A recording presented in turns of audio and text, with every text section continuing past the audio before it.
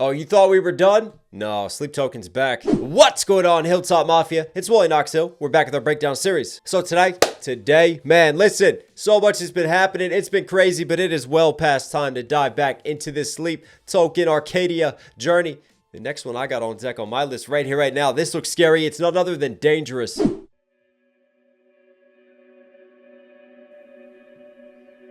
This is haunting. I wish I could have known that look in your eyes would echo in mine and go back out of my mind across the line. When was the last time I felt like this? Dark desire and tainted place. It's like The poetry, man, it always gets me. When's the last time I felt like this? Dark desire and tainted bliss. But for me, it's haunting how this opens, right? Because it's almost like he's got a line about echoes. And for me, there's like echoes at the back of our minds with the sound, where it kind of starts. It like teases us. It's like down below the depths, below the surface. And then it gradually starts to increase a little bit in volume. And then you start to feel that tension as it just rises to the surface. And then we emerge from it all. See right there, it's kind of low. It's kind of low, just daunting. Ominous in the distance, but it's getting closer. And then it's building and building. I wish I could have known that look in your eyes would echo in mine and go. I love that. That look in your eyes would echo in mine. That's that just deeper connection. Why? Because they say eyes are the windows to the soul. Back out of my mind across the line. When was the last time I felt like this? Dark desire and tainted place. There it is again. This dark, twisted love and relationship and attachment. It's like you're dangerous to me. I notice every time we meet. I feel the ground beneath my feet giving way. You've got me talking in my sleep as if you're conquering my dreams. You have awakened what's beneath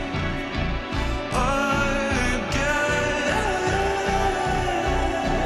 Beautiful. But I thought I could resist you.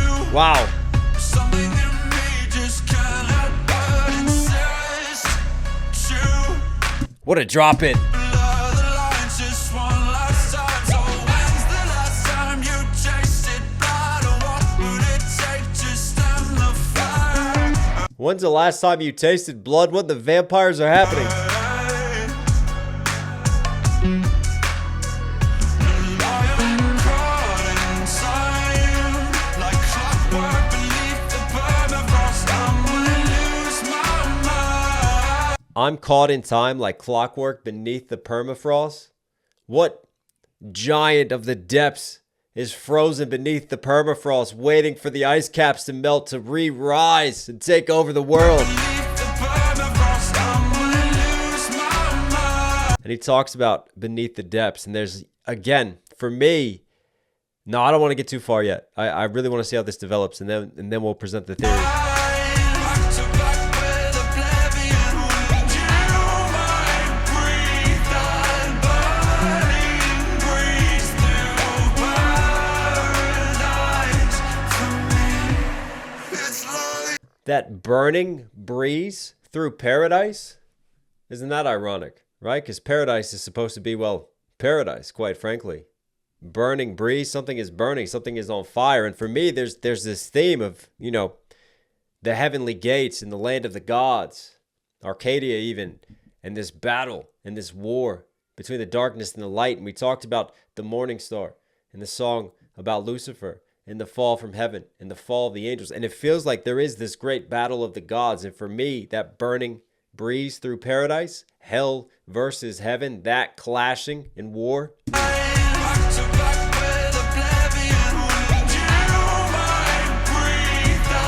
Interesting beat. There's just little moments, almost like hip hop moments, like woo, and then like yeah, just different like noises, different ad libs, just to add a little bit more bounce to it.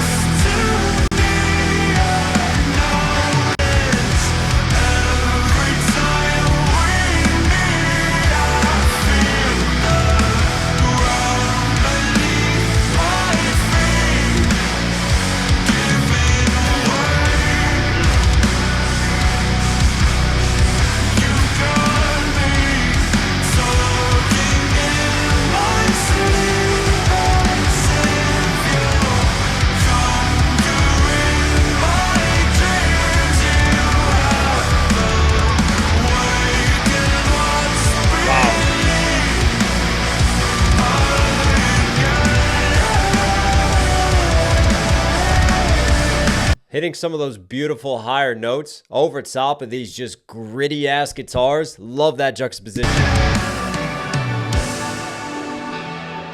Won't you show me how to dance forever?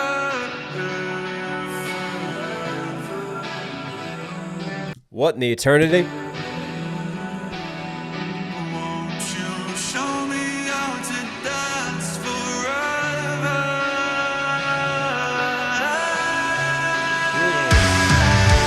One more time. Oh, that's haunting as hell. Just how that just carries and reverberates through the mix.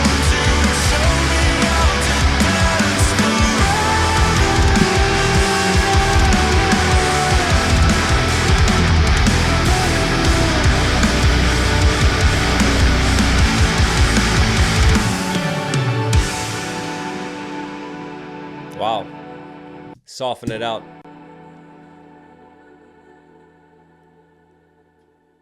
That's like a female vocal that just kind of bounces off into the mix and reverberates out.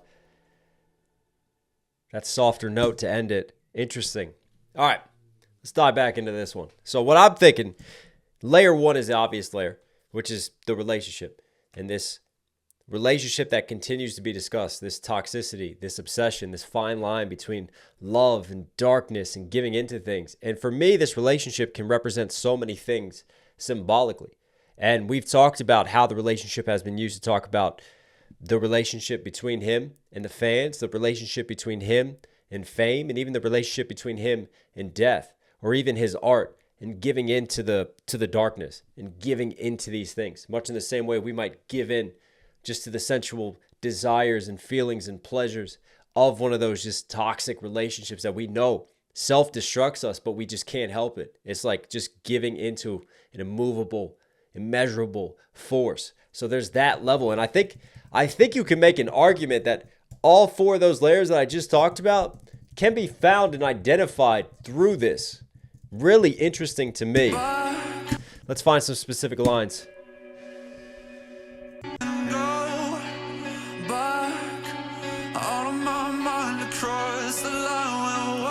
Out of my mind across the line, like crossing the line, knowing there's no turning back. But also, the line could be even the lines that he's writing. This could be his artistic process, because then he talks about Last time I felt like this, dark desire and tainted bliss, because this is what you get, these themes within his writing. And he could be breaking the fourth wall and saying, when's the last time I felt like this as I'm writing these lines, and as I feel this way, and I dive once more into these depths.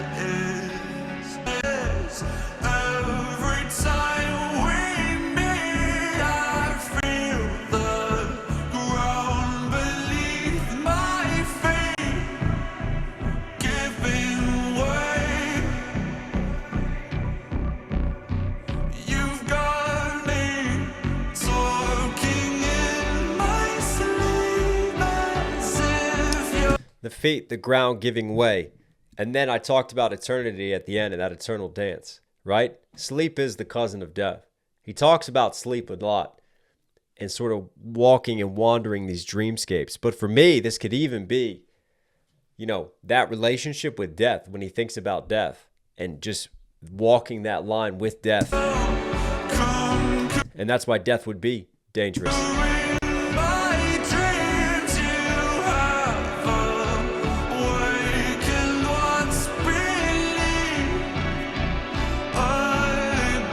Could be mental health and even, suicidal thoughts.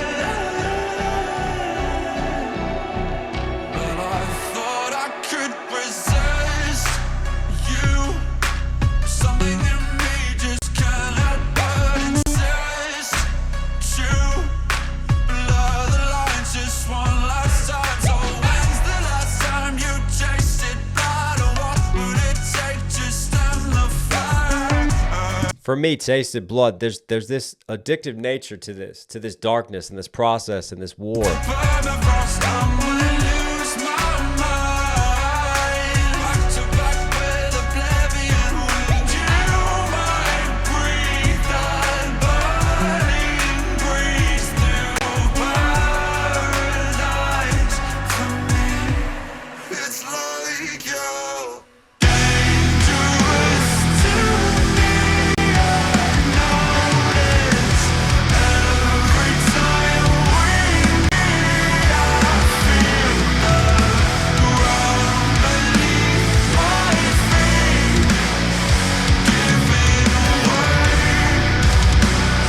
This could also be, we talk about the art in this process. What can he see as dangerous as well? Because you look at this track list, you look at Caramel following this, and we all know that really breaks the fourth wall, but the success, this artistic process can be dangerous. As much as he loves it in this relationship, he also knows that there's shadows with it. And he laments the fame sometimes and the people who tried to dox him. And just that invasion of privacy and all of the pressures that come with that he is constantly feeling like now he has to fulfill. And sometimes that takes away from the purity of creating the art and that experience, because now it all becomes so tainted. And fame can feel like a rush, and you could feel like your feet are getting carried away. And this could all be a precautionary tale for him. What's dangerous? The fame can be dangerous, even though it is addictive like a drug.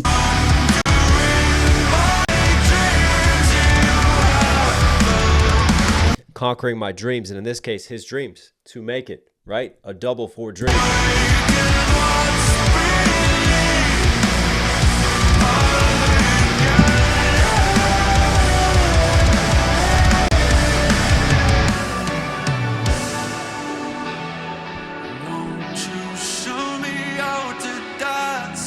I love how everything softens, and yet even though the guitars that were just present with the heavy percussion, they're still present here, but they still soften as well. And all of a sudden, those guitars just contribute to a different dynamic now. It's like a beautiful breathing period.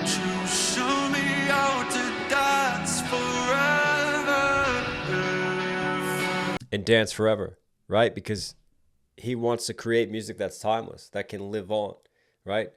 Creating that eternity, that timelessness through music and dancing forever with the fans and with the fame. Or even a love letter to death and that eternity. Or even the battle of the gods and that eternity. I'm telling you, there's layers. All those theories I presented, I feel like you could find them here. And it could be multiple.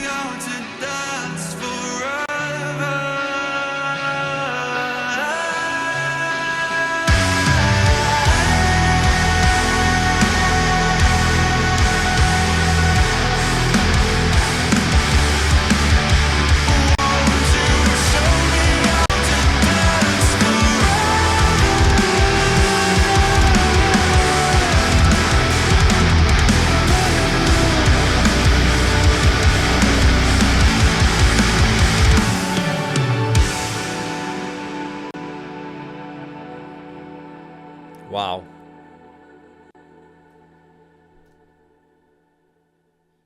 What a track. Innocent on the surface, but so much darkness underneath and shadows. I really enjoyed that. Like, not crazy lyricism, because there just wasn't as much in terms of lyrical content, but what was there? Wow, what a journey. Sleep Token, you were Knox Hill certified.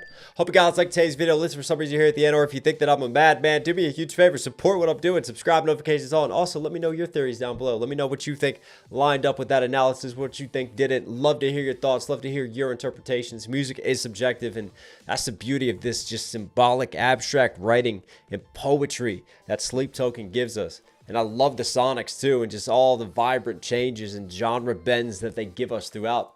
Yeah. All right, everyone. Stay safe, stay positive. Take care of these. Take care of these. I'll catch you again. Sit down. Sit down. Like, wow. How we do it like that? Like, wow. How we do it like that? Like, wow. How we do it like that? Like, wow. Better sit your ass